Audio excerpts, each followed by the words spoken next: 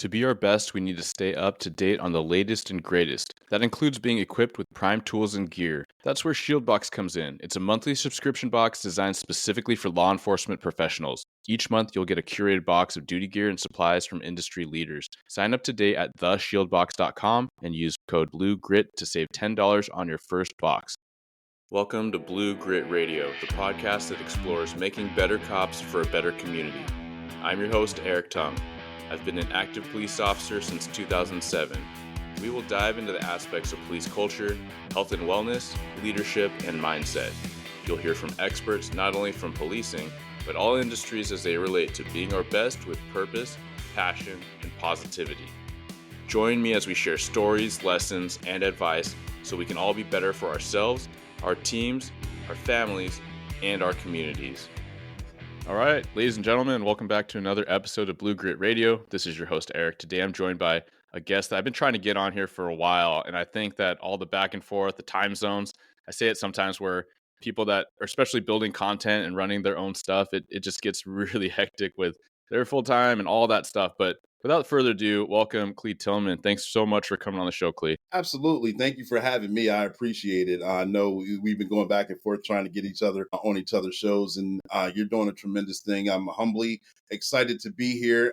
I appreciate you finding time to highlight me on the show as well. Anything I can do to support, I appreciate. Yeah, thanks so much. So Clee is a cop. He has so much experience in the profession. He also runs a Black and Blue podcast. We're going to talk about all those things and coaching, right? So coaching with Clee, we'll talk about that too. But if you could just do a little bit of an introduction, like tell us about yourself, Clee, coming up and what brought you into law enforcement in the first place. Sure. Thank you. My father, who had the same name, he passed on.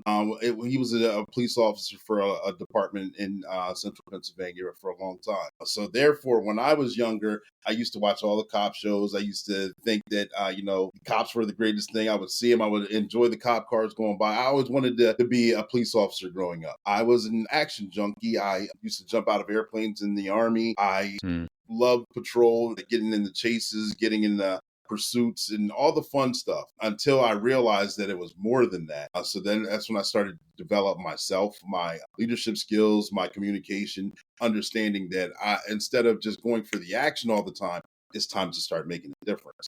I've been a police officer now for almost 20 years with a couple different departments, and I enjoyed the entire ride. I'm still currently a police officer. I'm a detective now, and I'm loving that transition as well. While in the process of doing all that, hosting the podcast Black and Blue that airs weekly at 7 p.m. Eastern Standard Time, and also the cartoon Sergeant Be Safe that has his own YouTube channel where I'm providing safety tips. I like to call it edutainment, where we educate and entertain at the same time. So, I mean, it's a lot of work. It's a lot of fun doing it, and I believe it's necessary.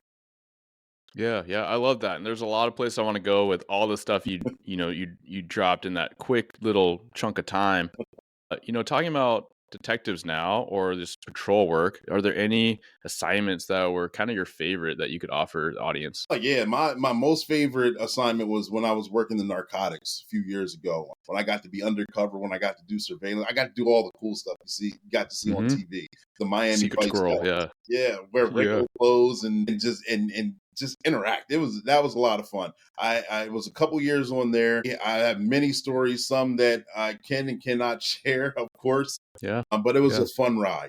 It was a great experience. I worked with a great group of young men and women on the team. We developed a bond and a friendship that's going to last a lifetime. We worked some very minor cases, and we worked some very serious cases that were kind of maybe a little stressful at the time, but enough that it was necessary because we were doing a good job, and we learned through it. It was a great experience. That was my favorite portion of the occupation so far, was being undercover.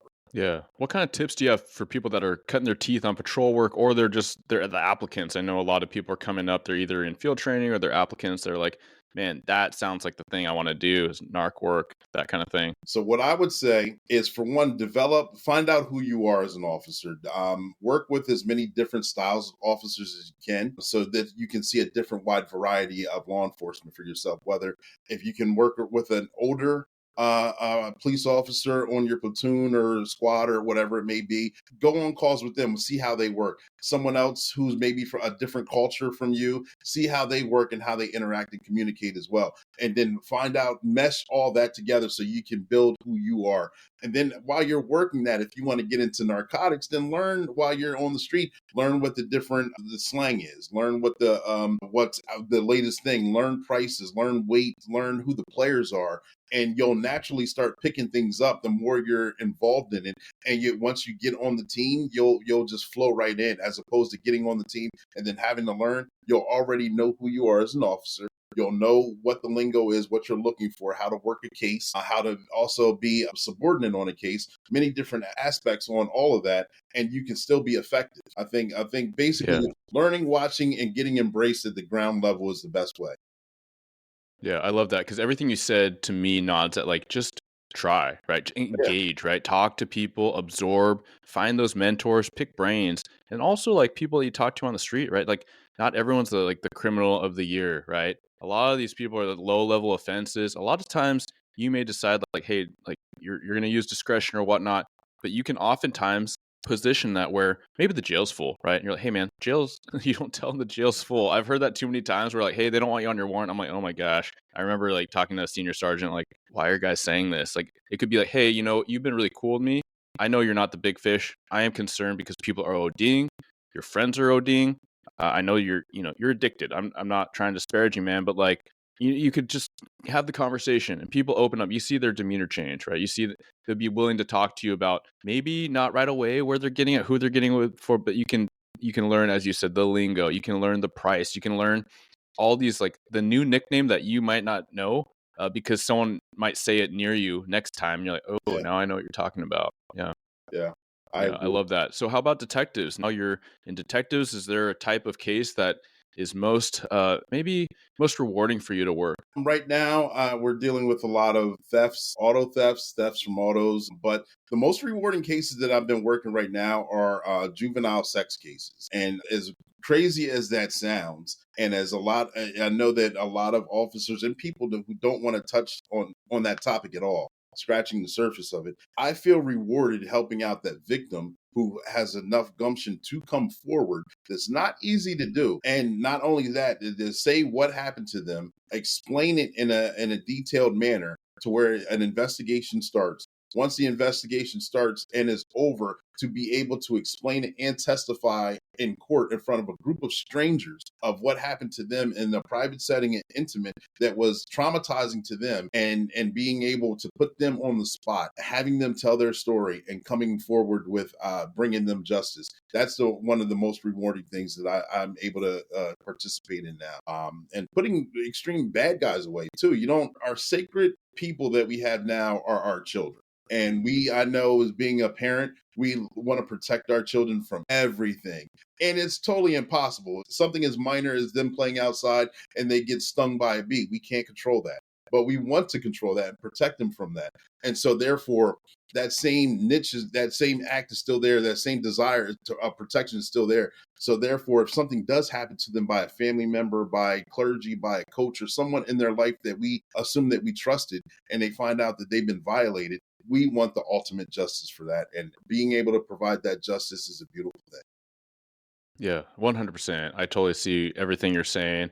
I think that that can resonate with everyone. I fully agree. We've said many times on the show, like our most vulnerable people and our most precious members of the community are those are youth, right? Like they're our literal future, right? And we got to do what we can as a community, like capital C community, beyond law enforcement, just everyone in here to do what we can for the kids. Yeah, a lot of what you highlighted about the victims is very critical, and we've talked about it a few times on different episodes where officers have highlighted, yeah, it's oftentimes a victim of this type of crime, especially whether juvenile or adult, will oftentimes not tell you the truth initially or not want to talk to you. And it doesn't, they're quote unquote uncooperative, right? But I love how you broke down all these aspects because, as you say, hey, like you got to talk about this with a total stranger. You got to give these really gruesome, very personal, very intimate details.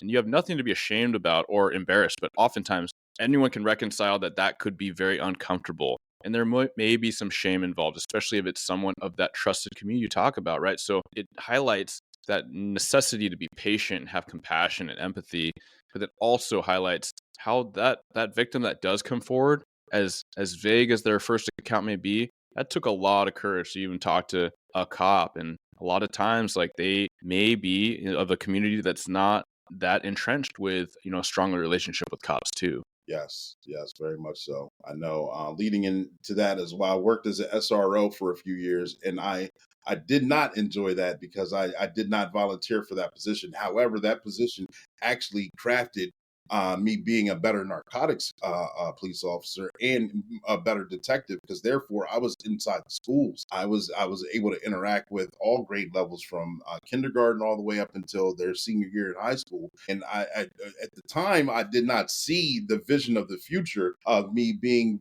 a trusted individual in their life. They did not see me as a cop. They saw me as Coach Clee. And so therefore, if they saw me, if I responded to their house when I wasn't SRO for a domestic, if they got involved in a traffic accident, if I would just see them at a sporting event, they would say, Coach Clee, how's it going? And they would have a real interaction and conversation with me, as opposed to, he's not a cop. That's Coach Clee, but I'm in uniform. They saw me first as Coach Clee before they saw the cop. And therefore it made it easier to have a real conversation. And their parents would embrace me as well. And it worked out to be very beneficial, for still very beneficial. Most of those kids have Yeah, gone absolutely. on and graduated. Yeah, and that takes investment. I hear, I've had a lot of SROs on the show. They talk about that. Like, building trust doesn't happen overnight. And we recognize that even in our organization, right? Like, there's people that we may gravitate towards, people we may gravitate away from. And it takes so much time to build that. It's like shared experience. It's like working a call together. You're like, okay, you do got my back and I got you too. And all that stuff takes a lot of time. So even like take that into any other context or environment, it takes a lot, right? Especially if all they see is a uniform. Well, it takes time and effort and a lot of opening up, like showing up to build that trust, right? Where they can see you as Clee, Coach Clee, not just the uniform. Yeah, let's talk about. I don't even know where to start because you got Black and Blue, the show. Where did it start? Let me put it this way. What was the first thing of outside of like you just doing cop stuff? Like, whether it's side project or other endeavor. So it's a long story, so I'll be short about it. But I always wanted to write a book, a motivational book, to help people, just people in general. And to do that, I did not know how to start the process. And at the time, we're going back to Facebook, when Facebook Live was the thing. And so I would go on Facebook Live and just drop motivational moments, is what I would call them. Maybe it was a 30 seconds, would seem like forever, or a minute's worth of just motivating. You can do it. Step outside your comfort zone. Try something new today. Be courteous to some stranger. You never know how it's going to come back to you. Things like that, where then it became easier and easier and easier, and it grew and grew to the point where I started going live with individual guests on Facebook. Ended up calling it the Lab. I was podcasting before I even knew it was a podcast. And I worked the lab, where I would interview individuals who had their business product or a positive message. And we would just go in there and have a conversation about the show. And in the process, I would learn how to navigate to write the book. And my first book came out in 2018. It was called March 4th. And I dropped it on March 4th, of course. And so developing into that, we'll go a few years down the line, where I was conducting that, having fun, and that started to fizzle out because Facebook Lives weren't the thing anymore, which is fine. I didn't anticipate on growing a business. I didn't anticipate on doing anything major with it. The riots of 2020 did happen. I was working the one weekend where it was the first riot of my area. It started off as a protest, then turned into a riot. I was working for a neighboring jurisdiction where me and a couple other officers were called to that jurisdiction. We were technically called to block an intersection. We ended up being on the front line with riot gear, shield, and baton. And it was crazy because some of the faces down there, I knew them.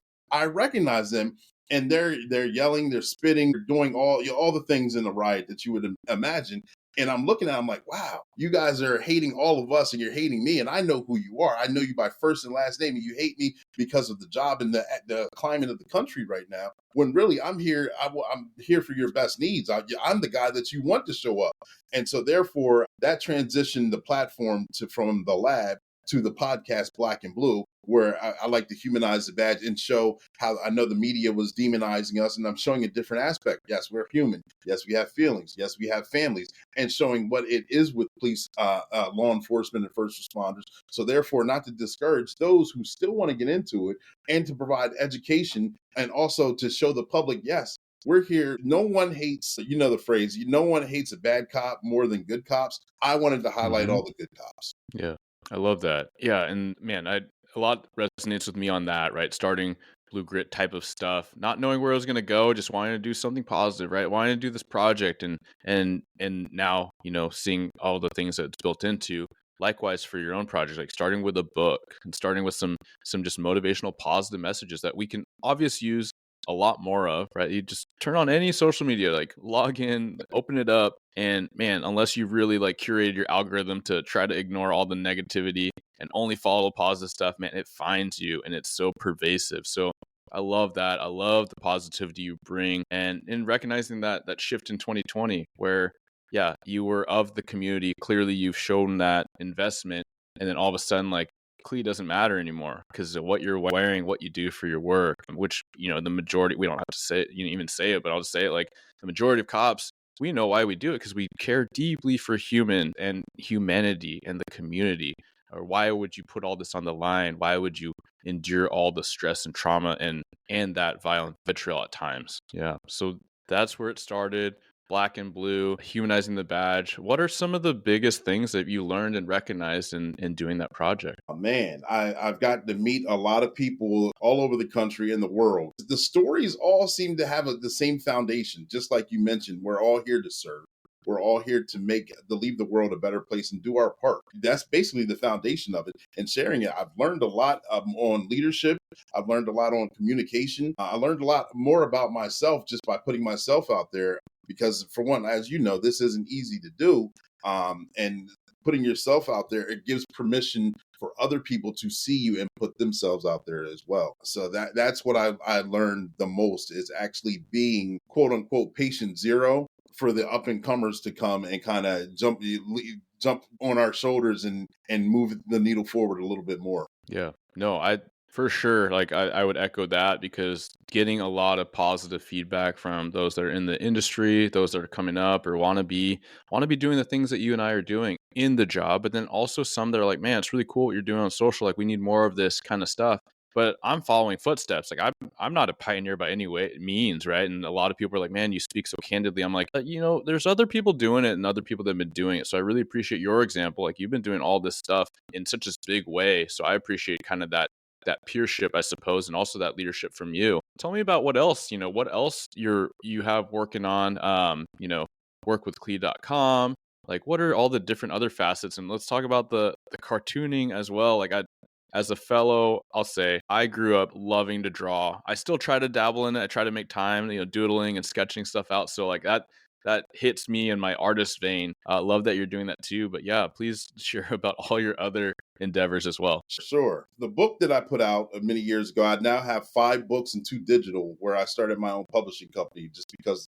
And the caveat to the first book, it was terrible. The formatting was terrible. There's no page numbers. So I learned the process of doing that. And learning the process, I actually started my own book publishing company so I can get out as many books as I want and help anyone who wanted to write a book. They can develop it and have it published, and it be done way better than my very first one, for one. The website, I have a friend of mine maintains for me. He does a great job. I should probably update it a little better and make it a little bit more flashy. I just honestly don't, because I focus on everything else Black and Blue. But the website It's a will show lot. the books that are there. It'll show the cartoon Sergeant Be Safe that's there. It'll show anything book publishing worthy, whether you wanted to order a book or whether you wanted to write your own book. My motto is, it can turn a mere thought into a book that's bought. So there, the website would show that as well. The website shows what up and coming podcasts are coming, where I go, the Black and Blue is a podcast. It's just for you, where we go live at 7 p.m. Eastern Standard Time. And when we go live with a first responder or law enforcement officer, whether they're rookie, season, or retiree. That's normally part of my intro. And it's true. I like to highlight wonderful individuals and bring them on the show. As you know, you'll be on the show within the next couple of weeks, and I can't wait to have you and highlight you as well. So therefore, ladies and gentlemen, boys and girls, make sure you guys check him out, because he's going to do a tremendous job. Trust me. But Thank you. Well, thank you so much. absolutely. But therefore, the cartoon, Sergeant Be Safe, I actually created that. I found that animation, the first set of animation, I don't use anymore. I'm on my second generation of animations now, which look a lot better, looks a little bit more fluid. And I created that as a mistake as well, I guess you would say. I was doing the podcasting. I wanted to have maybe 30 seconds to 1 minute commercial interludes with, something similar to like McGruff the Crime Dog or Smokey the Bear or something along those lines that I would find on YouTube. And I would reach out to so many different agencies and people like, hey, would you mind if I used your clip, just a 30-second clip for my podcast? And I would get crickets, nothing, not even a response back. So I took that, I internalized that. I took it to heart saying, well, I'm not going to give up on it. I'll just have to develop it myself. So I created, it Yeah. was just going to be Sergeant Be Safe by himself, giving out safety messages. And then the creative mind took over. Well, Sergeant Be Safe has to have a bad guy, Rob You Blind. Well, then Rob You Blind has to have a team, Chance Wilder, Treacherous Tony, and Misdemeanor. The strong guy. Well, if Sergeant Be Safe if he has bad guys to fight, he has to have a team. He has Major Payne. He has Inspector Chase Clarity. He has SWAT Officer Clay Moore. And Officer Steel Stiletto, and I know I'm forgetting someone. Oh yeah, and the Canine officer, Captain Chaos, and his dog Kraken. So they're the two teams. I have a storyline where not only do they have conflict, but there's also a message in it as well. So it's a lot of fun to do. It became a secondary job, but I love doing it. I'm getting a lot of good feedback on it, and it's fun. I don't know how to say it. I fell upon it by accident, but I wouldn't give it up for the world. Those are just a few of Dude. the things I have going on. I'm sorry if I rambled on and on. No, I love it, and we do a little bit of video clips on here sometimes, and I consider like posting full episodes, but like mostly audio, right? But I'm grinning for the listeners, like I'm grinning ear to ear because a few reasons. One is I'll try to go in order of like recollecting the different things I want to talk about. One is like I love how it was like you called it like a mistake or a terrible first iteration of the cartoon. And like literally, how's having this conversation about the podcast, my podcast, not yours, my podcast, and how bad it was at the beginning, right? I was talking to a buddy, and then a cop from the East Coast reached out on social saying, "Hey, I started listening to your podcast. Great stuff, man." I'm like, "Cool. Any feedback? Any critique? And like, what did you listen to? And like, what resonated? I want that like valuable information. Right? I want to be helpful. That's the goal." He's like, "Yeah, I just started at the beginning," and I'm like, oh, instantly I felt this like cortisol shoot. I was like, "Oh no!" Like he's like, "Yeah, I got through 1 through 3," and I started telling him, "Man, like, please like listen to some newer ones." Yeah. He's like, "No, I'm gonna go through because this is great." And I'm like, "Man, if you thought that was great, like, okay." I check my ego for a moment. Like, I'm glad he's picking like the value in there. But I started listening to episode 3, and I'm like, "Oh my god, this is so uncomfortable for me." But it is a long-winded way of saying like a lot of times we just got to do the thing. And I am by nature a very paralysis by analysis person. I knew that coming in, super analytical, coming into the job. That was my biggest hurdle, right? Overthinking things. And then eventually getting into canine work where I knew I needed to make good decisions now rather than best decisions later, right? And that's just intention, right? Practicing, train your brain, contingency. So again, I love that. Just do the thing and recognize like you are going to learn through it. And just like your example, the podcast was extremely uncomfortable for me. Social media, every little thing I tried, it started really clunky. And still, I'm probably going to listen to this episode years later and be like, man, I got to have Clee back on because I did him a disservice. I was so clunky, right? Because you're always getting better, and that's the goal, right? That is the goal. Absolutely. I don't think you're doing me a disservice. I understand what you're saying, though, because I when I go back, even the podcasts that I go back and reflect on from a year ago, I'm like, oh my God, the lighting's terrible. The sound's terrible. I fumble over my words more often, and I critique myself hard. So I understand exactly what you're saying. Yeah, it's just high achiever thing. Like it's just, you want to be the best, you want to do your best, and that comes a little bit of that prevailing kind of negative mindset that you got to fight back and kind of subdue at times. And maybe years down the line, we'll each have our personal Jamie. We'll be like, hey Jamie, pull up that clip of that Clee is talking about, his first iteration. Okay, now pull up the new one. Not quite there yet, but maybe one day. The second thing I was grinning about was I wanted to put a nod to you dating yourself and me, because I grew up with McGruff, Scruff McGruff in the trench coat. He's like a man. What was he? He was like a hound. Like he had a more wrinkly Yeah. face, right? Yeah. there's so many listeners. I could be like, I don't know what you're talking about. Google it. It just for a fun thing. Yeah. But also, then I was like, okay, what came after that? Well, the Dare Lion, Darren the Dare Lion, like dare to keep off drugs, and that's also dating ourselves Yeah. because I think still a lot of listeners will be like, I've seen Dare shirts as like a joke, but Yes. Dare Lion, man.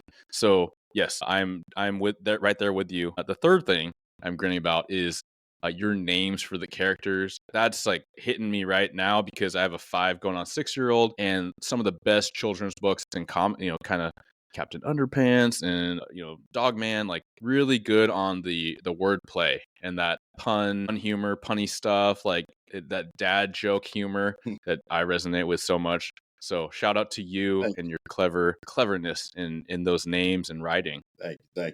I appreciate that. That's just part of the geek in me. I grew up on comics. I love sci-fi movies and super all that stuff. So therefore, you can't have characters that don't have cool names. The name has to fit the character. In my Yeah. opinion.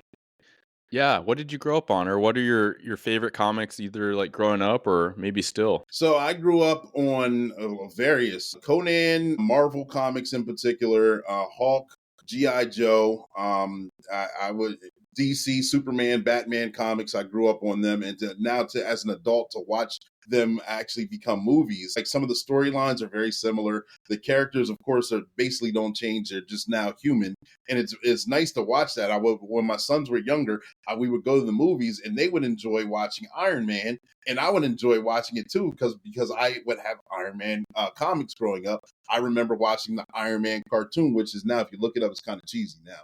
But I remember watching Sure. it growing Yeah. up. So therefore, seeing Robert Downey Jr. play that role, I think he did credit to it. And so therefore, I have the creative side by comics and the sci-fi and the geek in me to actually want to tell stories that are fun and relatable as well. So I think that goes hand in hand. That's not being just a law enforcement officer. That's just actually being a person enjoying my side hobby and bringing it back into the profession. Yeah. Yeah. I love that, man. And I loved comics and all the stuff growing up too. Batman animated series, X-Men animated series was legit. And I think that's where I really got into drawing. It's like drawing, Okay. superheroes, right? And you learn a lot about, well, shoot, like years later, you learn about musculature, like drawing it before you even know what it is. Yeah. But man, loved X-Men. The movie, the first X-Men movie, I was with Hugh Jackman, Mhm. and I will follow this up with like, I was like, who is this guy? Like, this is not Wolverine, right? Wolverine's supposed to be like a hockey puck dude and like just stout, like 5 feet tall, if that. Hairy, just gruff. And I was like, who is this Yeah. dude? But then he's come to, I will say, fantastic Wolverine years later, many movies later. And I was like, where's Beast? And finally to see him, because Yeah. loved Beast, right? Because he was a nerd in himself, just a brainiac. But anyway, I'm gonna put a pause on the nerd out That's for all right. for those that are like, man, where's he going with this? I do want to come back to, you talked about misdemeanor, a villain, right? Yes. Demeanor. I was the last piece I'll say about that, why I was grinning so hard, was there was a guy that came in field training, and he was an experienced officer, so he's a lateral years ago. With the CAD, right? So those that are new cops or soon to be cops or civilians, like CAD, like the computer assisted dispatch, so you have these notes on the screen for the calls, and they're very shorthandy and they're kind of acronymy, like HBD for has been drinking. But there's this type code called, like the caller down below, like you find out who the RP reporting party is, and it says anon for anonymous, and then neighbor is spelled NABOR. And this student officer was trying to call the person and said, "Hi, is this Anon Nabor?" And the person's like, "Excuse me?" He's like, "I'm looking for Anon Nabor. Did you call 911?" And one, they're anonymous, so they're kind of like, "Why are you calling?" Yeah. Like, yeah, but why? I don't know who you're talking about. I did call. And the FTO, of course, that story spread like wildfire. They don't, they did not make it in our field training, but it made me think of that because also they thought war miss was like warrant misdemeanor Yes. was somebody else. So anyway, we'll leave it there. Those local cops that have come up with me will be chuckling when they hear that. But yeah, I love all that, and I do want to pivot to like, okay, all these projects, all these endeavors that you have.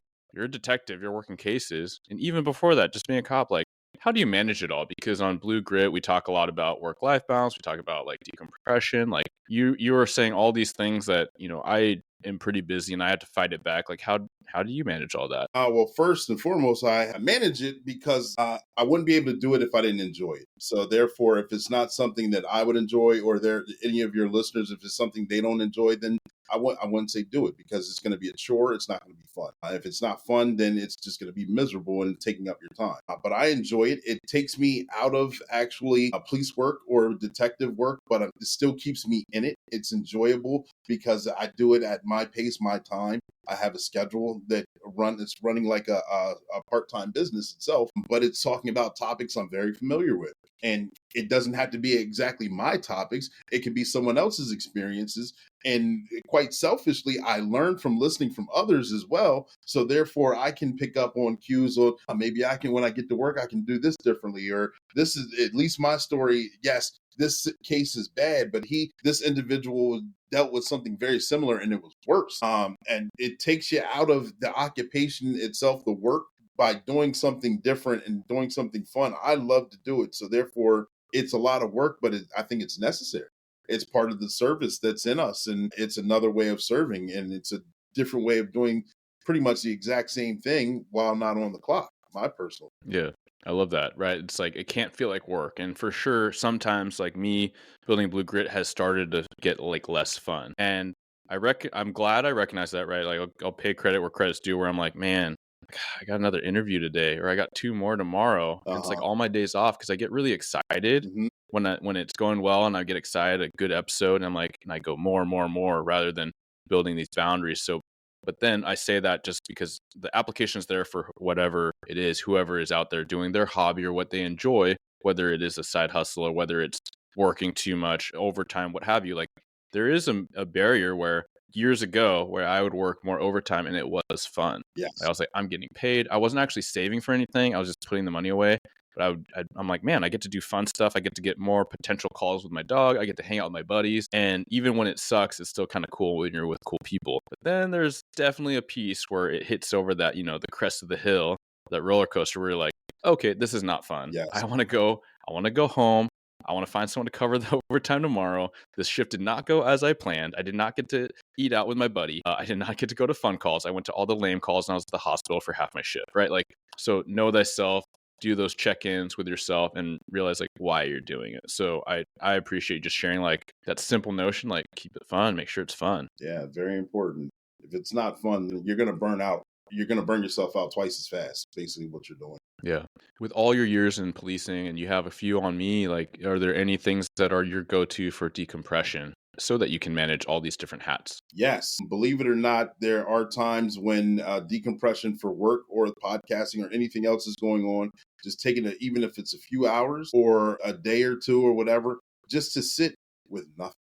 Mm, That is my calming piece, to either have some decent music playing in the background on YouTube, or just, I don't consider myself a meditator, but I guess it's a form of meditation, just kind of sitting there and not thinking about anything, but letting everything come to me. And it's a yeah. refresher for me, because I actually come out back with better ideas, or I'm able to answer another question or situation that was bothering me at the time. To have the moment to be in the bed or on the couch, or going for a drive, or nature trails. I'm enjoying those a little bit more now in my older age, where I can't work out as heavy. My bones don't like the heavy weights as much. So nature Hmm. trails and getting out and having the peace and quiet and coming back, I feel energized. That is my way of decompression. I love all those examples, man, and I love that pause, and it's something that I am trying to keep myself more accountable for. I've been scheduling certain things where I'm like, it'll just say trail, and it's just like a day off. And I'm like, hey, I guess I past me committed to this, so present me is not going to bail on it, Right. and future me will appreciate it, right? So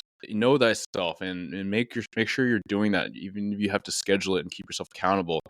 Because my old me, and I'm shifting out of this, is like this need to be productive, and that's coming from somewhere, and it's not always a good place. Sometimes it's dodging other things, and a really strong leader and mentor of mine even said like, hey, like sometimes he reflects in his own career, peer support and things like that. He's like, I was staying so busy because I was running from trauma. And I'm like, Yeah. ooh. And I just sat with that and I was like, is that me? I don't know. And that's not, now is not the place to dissect that. But I was like, okay, I am trying to be busy, but why? Where now I'm recognizing that taking a pause, just stopping and just being, and that presence that you illustrated so well, those different versions, whatever resonates with you, that is extremely productive. And it's not just like to recuperate, but actually I like to help people visualize, or myself visualize, that it is moving the needle forward significantly when you take that break. So I appreciate that as well, man. We covered a lot of ground. I want you to please reshare like where people can find you, your different things, and then if anything, like where you see things going and growing for you. Perfect. Yeah, thank you. If anyone wants to reach out, I have the website workwithclee.com, Clee, CLEE, which I like to say is Continuing Law Enforcement Edutainment. That's what the acronym's for. I do the podcast Black and Blue every Thursday, now that I have a set schedule as a detective. Before it was a sporadic day off, but it's every Thursday at 7 p.m. Eastern Standard Time. When I go live with law enforcement officer or someone who's a first responder, whether they're rookie season or retiree, and we talk about their training experiences and their publications. And there's a couple podcasts that I've done where it's just explanations on leadership or communication or just strong points that I think we need to remind ourselves of, refreshers. Have that going on. Starting to be safe. Trying to air at least a new episode, 2 episodes a week. I have a team where I have voiceovers, certain voices you may recognize, others you may not. So therefore, everyone has busy schedules. It's not always conducive to get the episodes out and when they, at my scheduled desire. But I do try and produce at least 2 episodes a week. That's really what I have going on. That's it.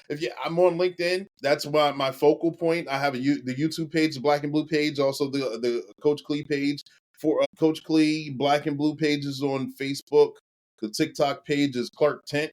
I have various names. I apologize for that. Those were at various different levels of the transitioning of the different organizations, so they're not all one fluid name. It's very difficult to change them when you've built up a platform as well, so I keep those names going. But Clark, But LinkedIn is the easiest way, I believe, to either contact me with a question, comment, or to follow any of the podcasts. That's LinkedIn and YouTube are the number one pariahs. And I think LinkedIn is actually the biggest sounding board for the podcast itself. Excellent. Thank you. And for the listeners, don't worry, it'll all be in the show notes. So thank you so much again, Clee, for like tangible things that help people in their mindset for career, outside of career, and just like purpose. I hear so much purpose and so much positivity, which is what I try to be all about. So thank you again so much for your insight and experience. Absolutely. Thank you again for having me on the show. You have a wonderful platform. I can't wait to get you on the podcast Black and Blue. Doing that, we're moving the needle forward. You're doing a tremendously great thing.